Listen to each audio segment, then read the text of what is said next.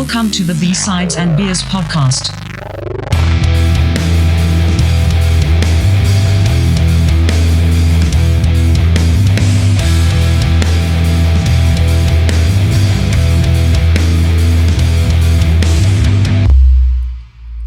Welcome to B-Sides and Beers, episode 55. Tonight we're hanging with Susi Foerg, founder of Rustic Reel Brewing out of Kelowna, BC. How's it going? It's going amazing. Doing good. So happy to have you on here. This is it's been a long wait. Well, and it's a day after the masks have come off, so I think we're all feeling pretty good. Yeah. Big changes. Yeah, game changer. Yeah. Is it more busy than, I mean, obviously I would imagine it's busier because of the no masks. And are there still like distance requirements? No. All that's gone? Nothing. Right? We're back to, everything's the same other than that we still need to check those passports. But we are bumping out there today. It's incredible. That's awesome. Yeah. Yeah. And it was nice out there today too, hey? Like it was like at least decent that. Yeah, it's coming back. It is coming back. Yeah. People are sitting close to each other, making friends with each other again. It's pretty awesome. Yep. Yeah. No kidding. That's great to hear. And it's good for business. You know? It is good for business. Yeah. Where are you located, Susi? Because I'm not sure. Oh, you know what? I kind of do because I looked at the map, but I noticed that there's kind of like a brewery district, can you tell us about that? Like where that is? Yeah, you bet. So we're downtown Kelowna, not downtown, your typical downtown on Bernard by the water or the sails, but more in the north end. So we're in the area that actually had the original brewery, which was Tree Brewing. Oh, yes. Was back in the day. Okay. Yeah, we had that in Kelowna. So that was the original brewery, huge, right next to Andrew Peller and Sandhill Winery and Kelowna Wines. And then, so they left, and then we had a few craft breweries pop up, and I'm just around the corner. Sorry. So yeah, I am just around the corner from them. Basically tucked right between a winery and a cidery. So it's pretty convenient, actually. It's actually a perfect location. I came by, I stopped by to pick up these offerings that we have now. And your setup is unreal. And it's so cool having that many breweries and cideries all in one lump. Like years ago, I didn't remember any of that. Tree Brewing, I went there way back when. And then, when we're reading online here about the brewery, region or district or whatever of Kelowna, it's like I don't remember that ever being there before, really, other than maybe Tree. Yeah, and it's a really cool setup. So it's really nice. Yeah, Tree had left a few years ago, not very long ago actually. They got bought out. I think it was by Big Rock, so their operations moved down to the coast, and then they had kind of a shoot off. It was called the Institute. And that was their smaller version where they did kind of smaller batches. So they stayed. And then the first small craft brewery was Kettle River. And they're around the corner on Bailey Ave. And, 5-6 years ago, probably around then. Yeah. The north end was kind of dodgy and scary.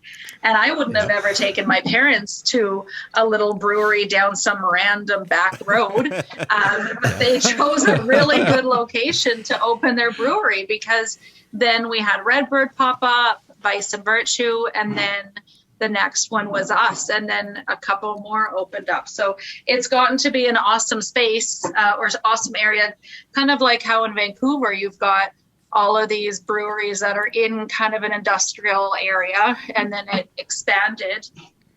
And so it's kind of shifted what used to be the cool area was downtown Kelowna. It still is, I guess, but it really has shifted people away from the very center core outwards a little bit. Yeah. And it's nice to see that it's far enough away from the clubby lifestyle. Completely. And it's more, more laid back and it's super cool. I popped into yours, and then I popped into Welton Brewing and Unleashed Brewing all on the same day, and just the vibe of all your setups there is so cool. And they're all really different. That's what I really love, because I spent a good 6 months in Vancouver learning about the beer industry. I went to R&B Brewing. I helped open Electric Bicycle Brewing, and there's Faculty and 33 Acres, and they're all so completely different.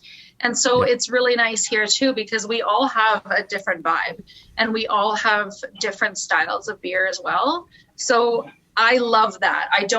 I've always said the more the merrier. It is really true. The more you have in an area, then the more people are coming, and it just becomes an actual destination to go to. But it's great that all of us are unique in our own way, that you're not feeling like if you go to one, you've seen them all. Yeah. And I would think that would be a difficult thing as a business owner, that you would think that like, oh, I don't want a rival brewing company next door, that would be the worst. It's like having a pizza company right next door to the pizza shop, right? Like, completely. You don't want that. So, but you don't. It's neat how that again, we're seeing this continuity of community, and like with those different vibes, but all kind of wanting to work together as a collective is cool. Totally. Yeah. I like that. Yeah. And you're not all brewing the same lager, same white. Yeah, exactly. Yeah. So when did that whole thing start then, Susie, for you? Like, when did you open the whole shebang? We opened at the end of August 2019, the very last week of summer. Another tough opening COVID-wise too, hey? Like right up against totally. it. We missed the whole summer, right? We missed that whole summer. In retrospect, we opened within 6 months. Like, the construction was only from February until August. I wanted to have started earlier, but when I look at that, I busted my balls to get that place open, and 6 months is nothing. When the building, you were in it, the building used to be an old service garage for semi-trucks. It was just one big open space that was a grease pit. But yeah, so then August we opened, and then we were only open 6 months before the lockdown happened. March 17th, 2020.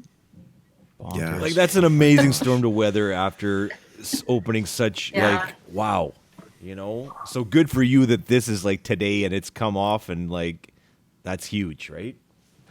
I keep on knocking on wood all the time, because we're all hanging on though.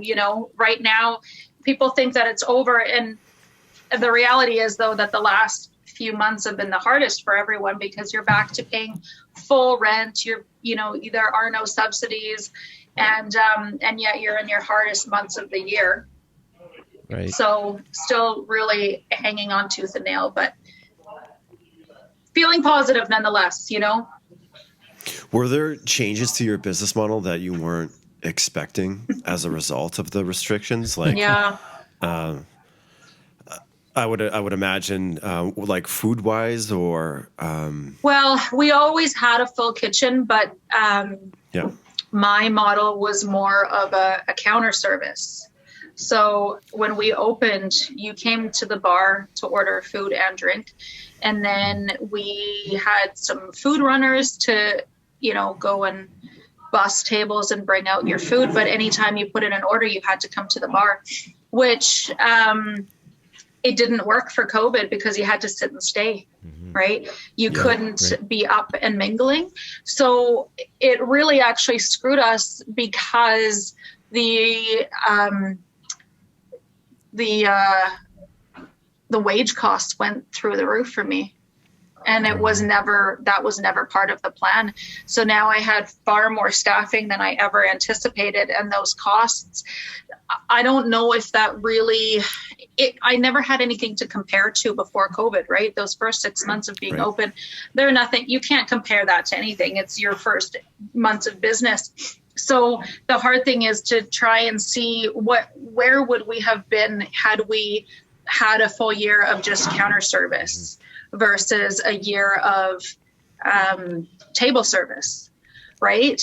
So did we sell more beer because people didn't have to get up to order another beer, but a server came? Maybe. Interesting. But I don't know, Yeah. because did people stay more during COVID times? It's a tricky thing, but there were definitely a lot more costs than I expected because of that. Last year at this time, we didn't have, you couldn't serve inside. There were like a few months where you could only serve outside. So our staffing costs went higher again because you had a further distance to run back and forth. Oh man. Right. So it was just interesting. There were so many different aspects. I also never really had planned to package beer as soon as we did. So we weren't canning right off the bat. And it was when we were in lockdown that I did our first canning, because there, you couldn't serve it. It's a necessity. Yeah, you couldn't stay, I dig the logo. which is fine. Right. I Pardon? dig the logo. Oh. The logo is awesome. Yeah, it's like the Thank you. Yeah. fly fishing, fly reel. Exactly. Yeah, for those that can't see it. But Exactly. I've these are the ones that I've crushed over the last. No, not today. No, not today. Oh, This is the first this afternoon? one. No, just one before this one. This is the hazy IPA, which was Yeah. awesome, and that is a 6%. Thank you. And I love too that you're on these cans. This is fantastic. Hopefully you can. There we go. Yeah. Oh, right on. Yeah.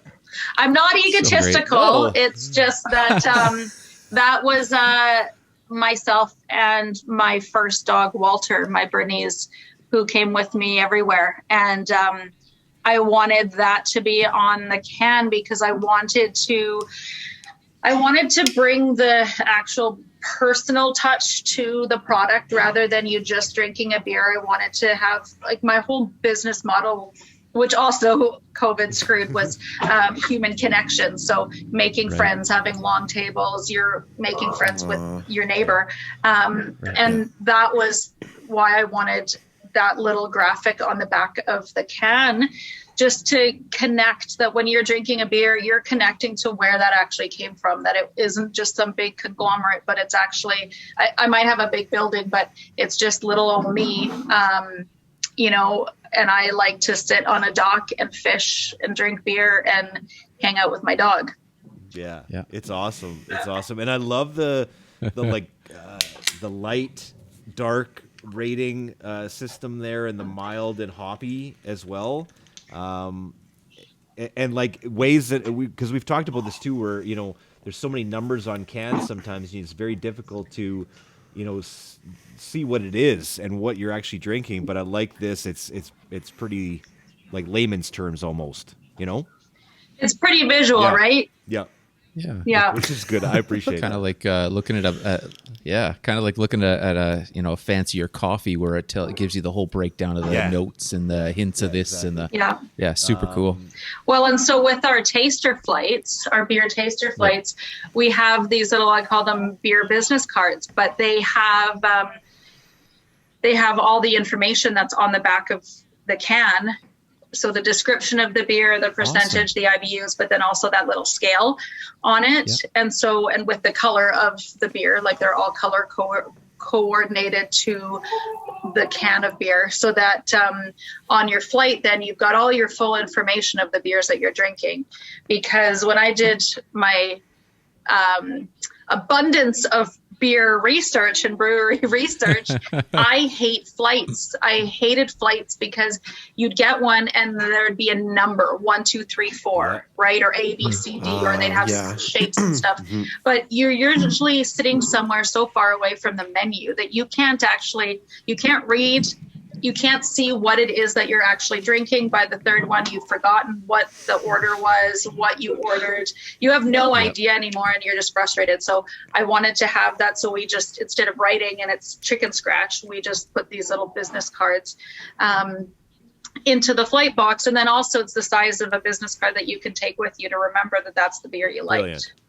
Perfect. Smart. Great. So smart. Mike, do you have some there with you? Okay, what do you got there? They're all empty once again because I finished them off, but I kept the cans because I really need to dig into these ones and ask you about them now. When I popped in to grab one of your 6-pack mixers, I was surprised to see that you had too many selections, so I had to buy more.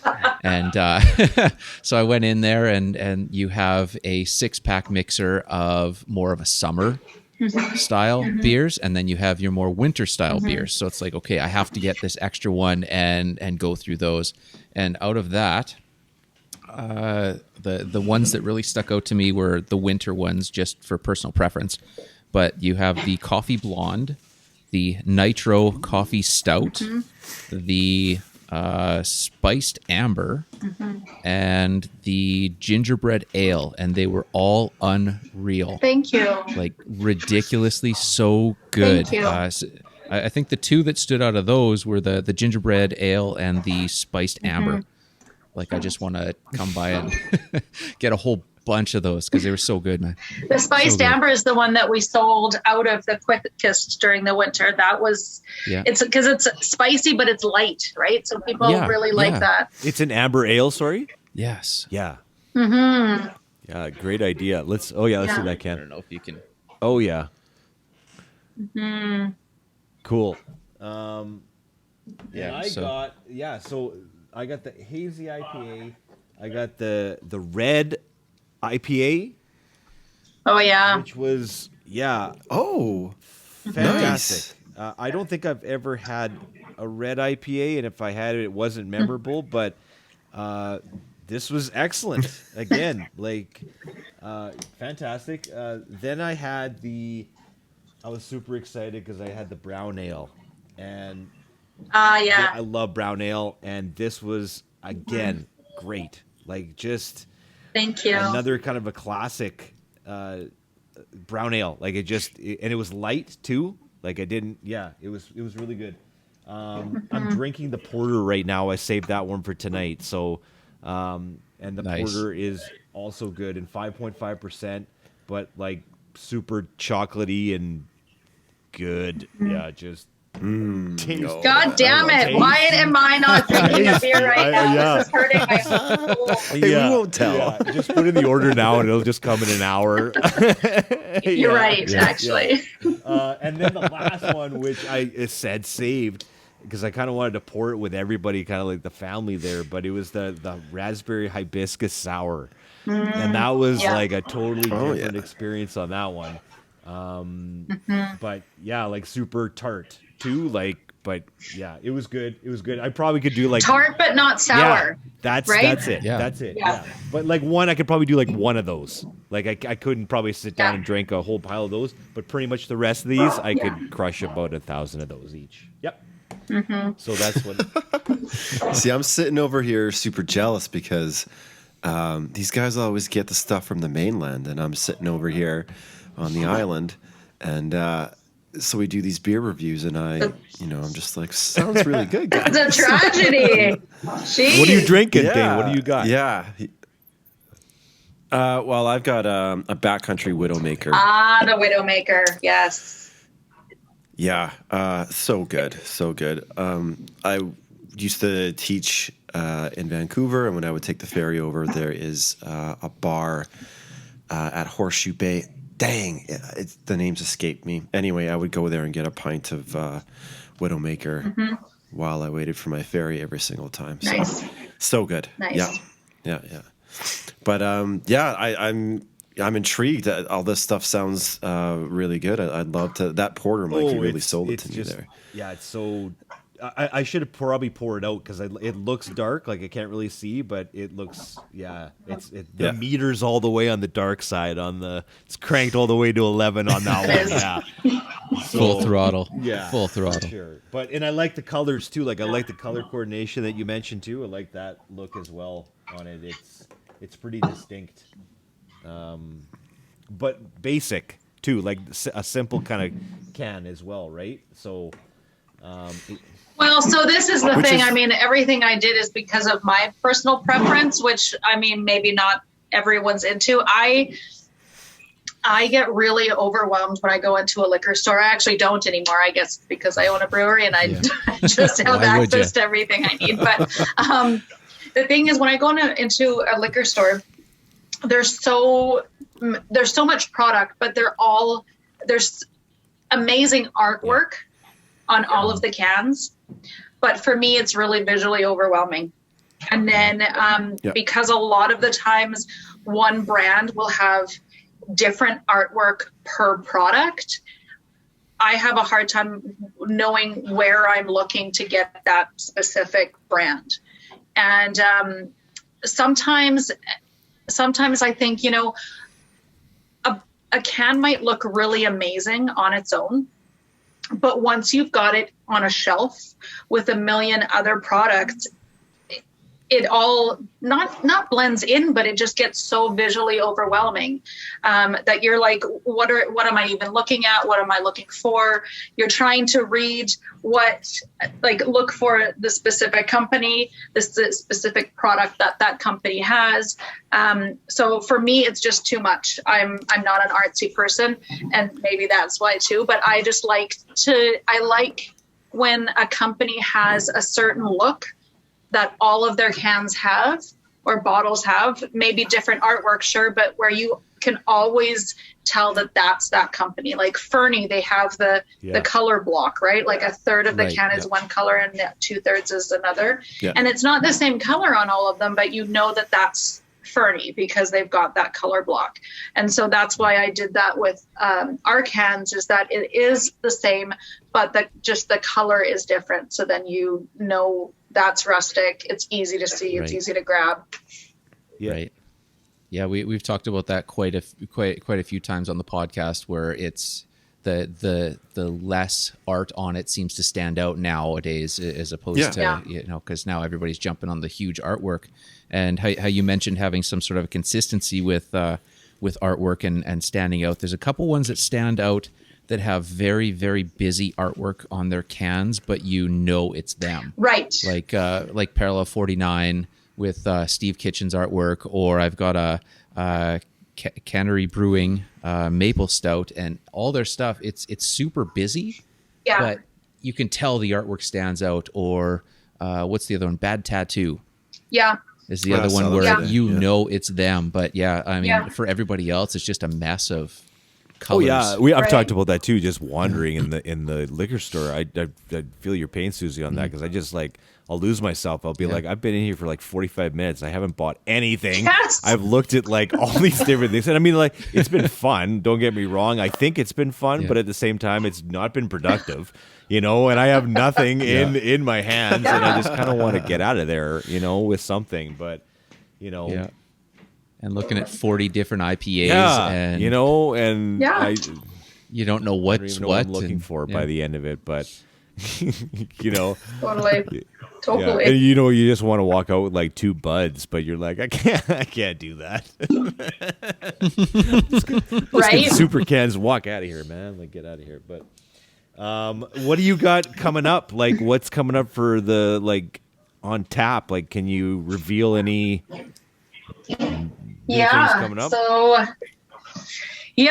we have actually we've got a couple things coming back on. So the red IPA went away to make room for the coffee blonde, like some of our winter ones, and now that they're coming off tap.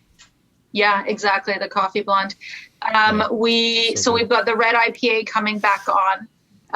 That one, I just love it. It's so understated, but it's it's so well balanced, right? It's so malty, and yet the hop, it's pretty strong. Yeah, it was hoppy, but I still don't think it's that overwhelming. It's a really good. It's just a really good balance, I think. And I think, what is it? 6.5%, 6.7%, 7%. Just 6. Yeah. Okay. Well, not just 6. Yeah. So then, right now we don't have the raspberry hibiscus sour on tap, but that will be making its comeback shortly. And that one, I'm not a sour person. I actually despise sours, but I really like this one because it's more tart than sour. And so one of my big things is that I'm going to leave the cool, experimental, funky beers to other breweries. That is not going to be our jam. What I believe in is making beers that sell.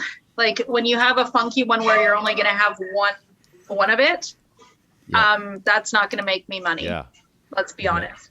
And I need beers that are, I really hate this word, but approachable, because I've created a space that's really all inclusive, female friendly. We've got beers, we have wine, we have cider, we have all kinds of things so that everyone can find something to have.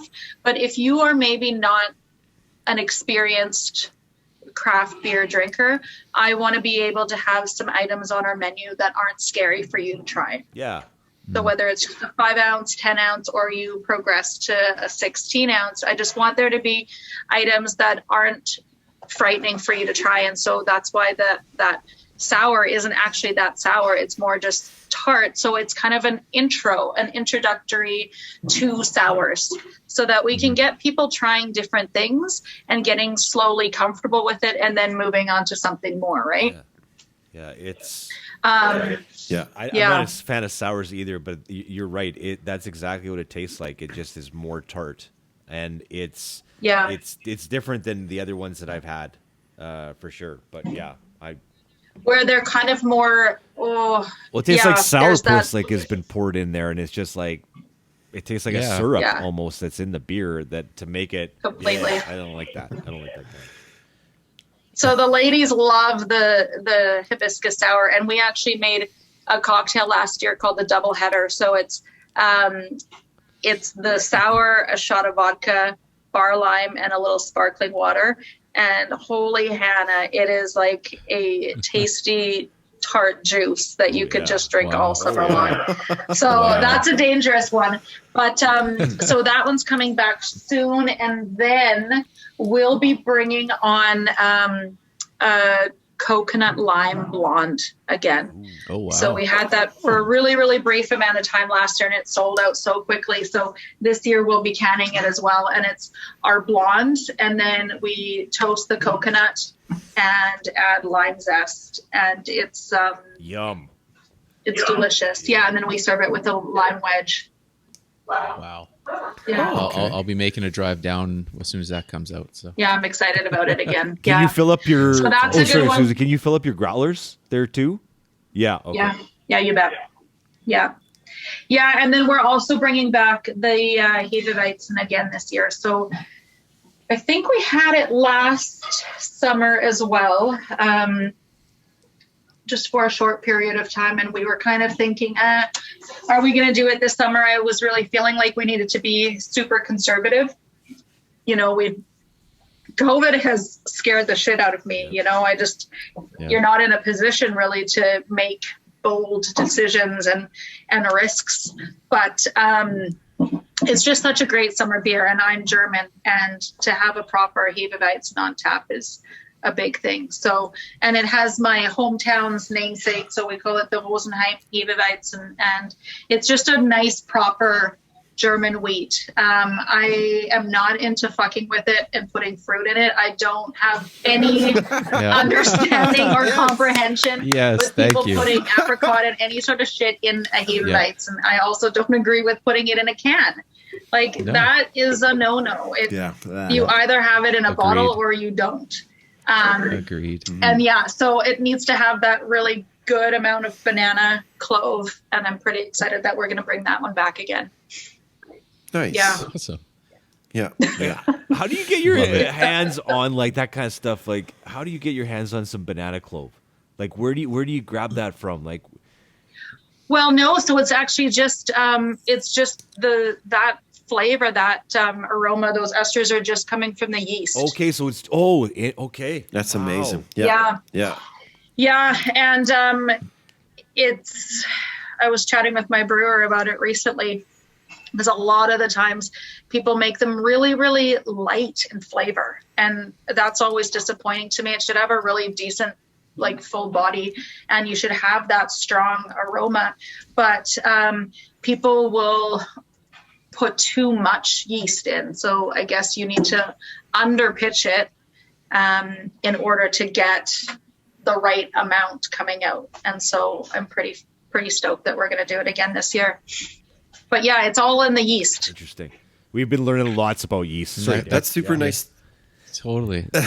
Yeah, most definitely. I was going to say it's super nice because it seems like, Hefeweizen, I'm probably pronouncing it wrong, but a lot of the time it's just, like you said, sold out of a can, and there's not too much attention paid to it. But it is something which, when you have a good one on a hot summer, like a hot summer night, and I've been to Germany a few times, and there's nothing like it. There isn't.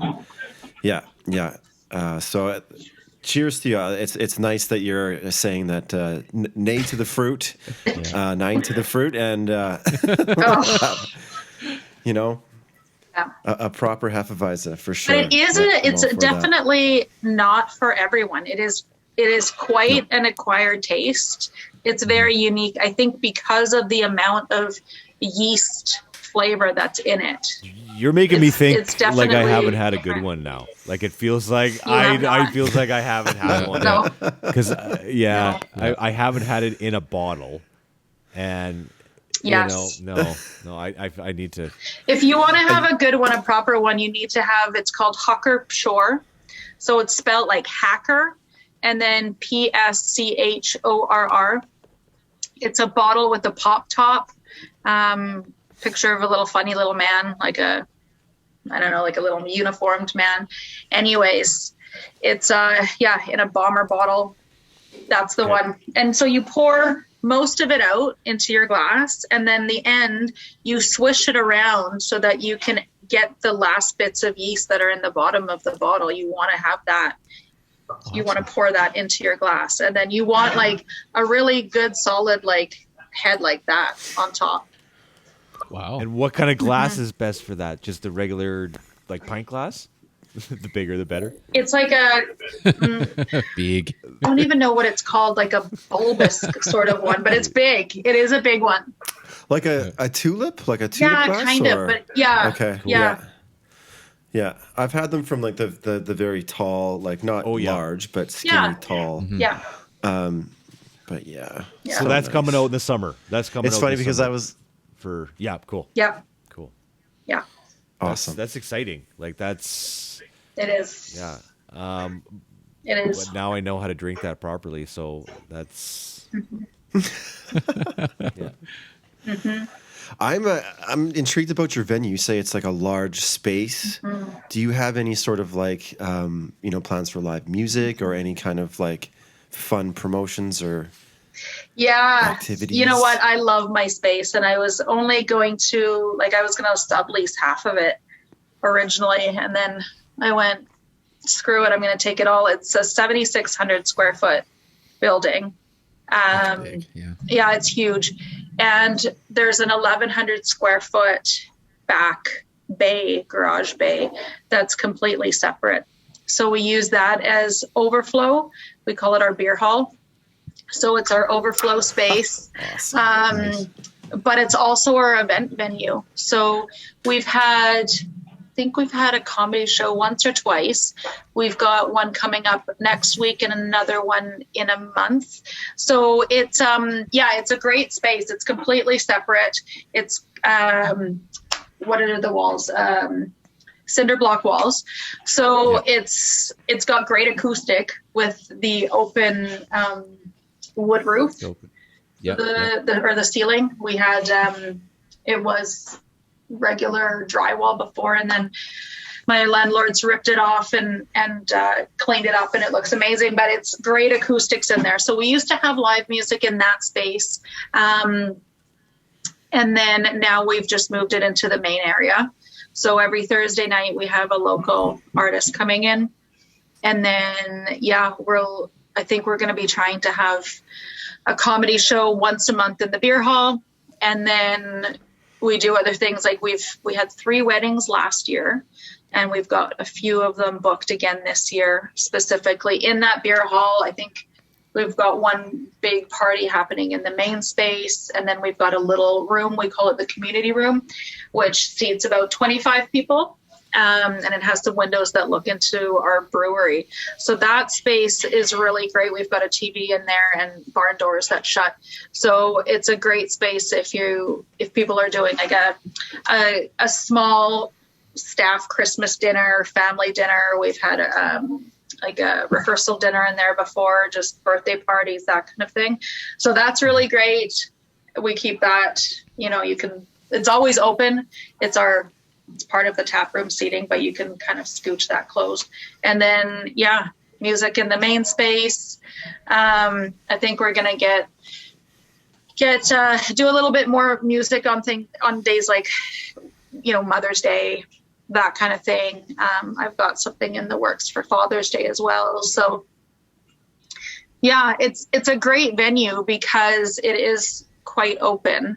And then we have so many different portions that we can do things with.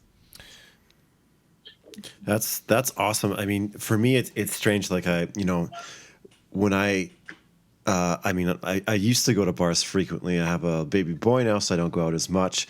But it's the environment, the vibe is really important to me. Like you can go to a small little pub that has just a real sort of like charm to it, or you can go to a big open spot where a lot of things happen, and it's really sort of like catching lightning in a bottle, I think. And there's a lot of places that they got shit on the walls and they got all sorts of stuff, and it's a bit contrived, and you really know you walk into a place that it's just they've got it right. Like it's just like you feel like you're in a place where you can relax. People are going to be cool. Yeah. You're going to have a good time.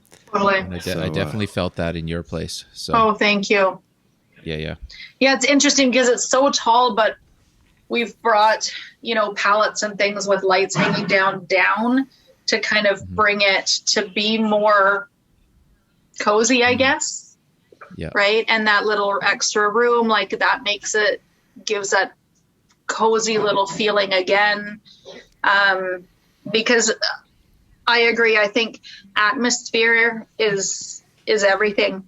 And I've always said, food might be really good somewhere, or drinks might be really great somewhere, but what you're always going to remember is the feeling you had somewhere. That's what's going to have you coming back. It's the heartstrings. It's the feeling you had, the experience. And if you felt something, the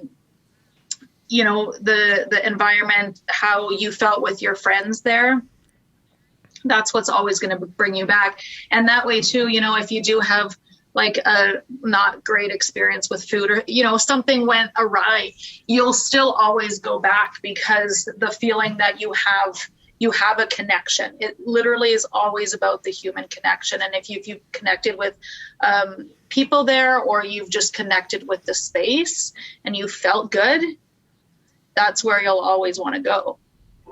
Yeah, absolutely. Yeah. That's a good way to put it. Yeah, totally. Hey, Susie, since August 2019, have you done much fishing? No.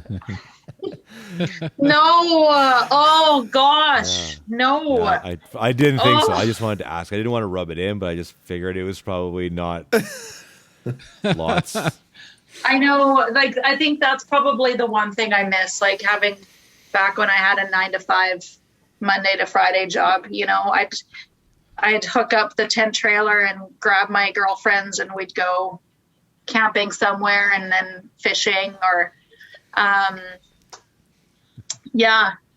like whether it was in a boat or river fishing or belly boating. Like I really miss the belly boating thing, Yeah. Did you mostly fly fish? Or troll. Yeah. It kind of just depends on who I'm with, I guess, right? Like I love the fly fishing when you're belly boating. I love that. Like you could not get closer to your surroundings if you tried, right? No kidding. But if we're camping and I've got my girlfriends with me and we're sitting in the boat drinking beers, I mean, we're probably not fly fishing. We're probably trolling and getting Lay it off the back Like, and let her go. right. Like no one wants to lose an eye. We best just keep those rods and everything, the lines in the water. Exactly. Yeah. That's the best way to do it. Whipping those things back and forth. Nobody needs that. Oh my God. Yeah, I know.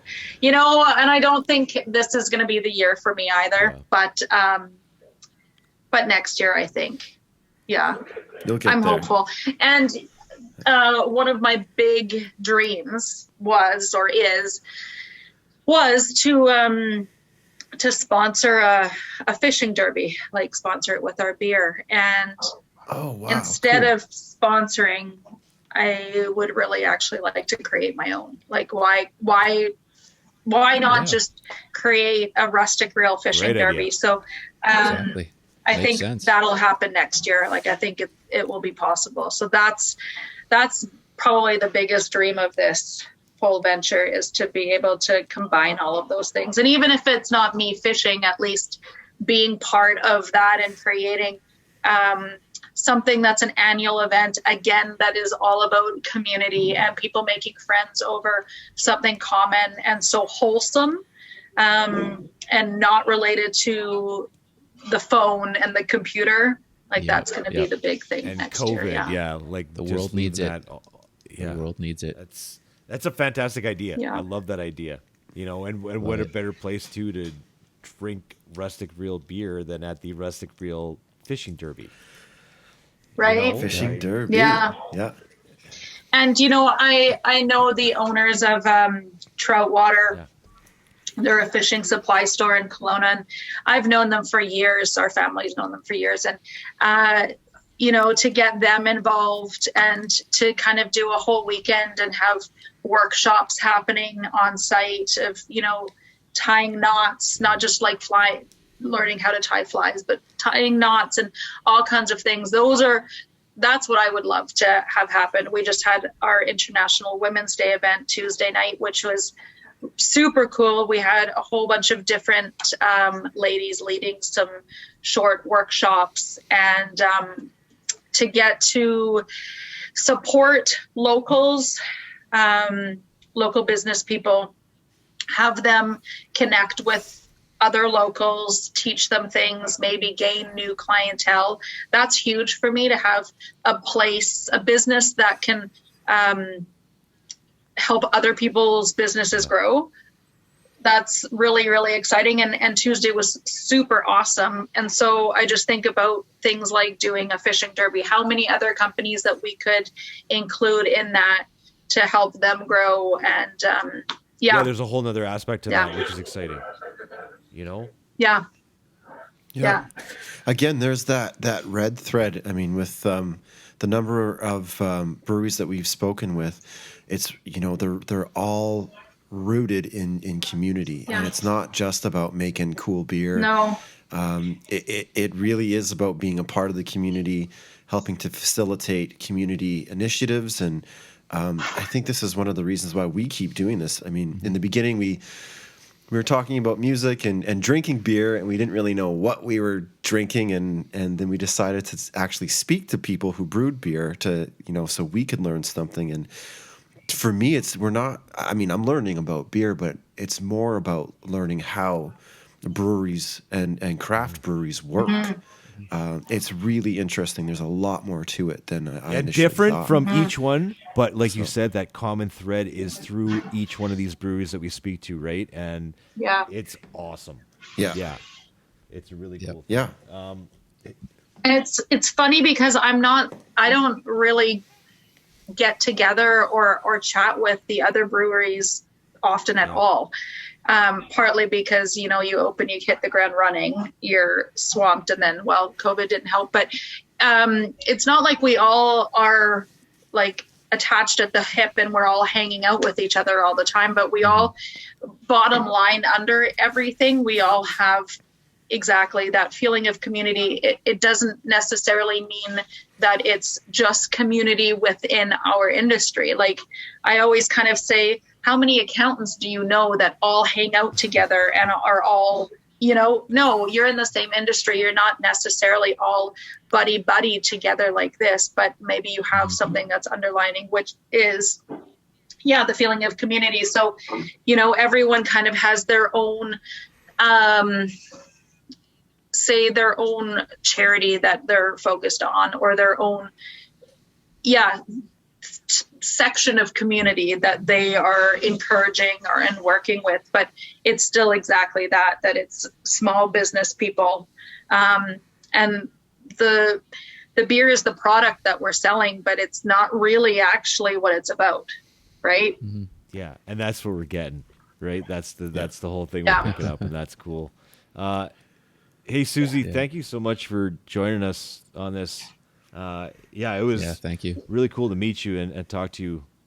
No, thank you for chatting with me. It was a good time. It was a good time. So we will. I'm stopping by there for sure. I got to pick up some of these things, and I gotta learn how to write Hefeweizen, and I gotta figure out how to do this properly. So buy that one that I told you. Buy it.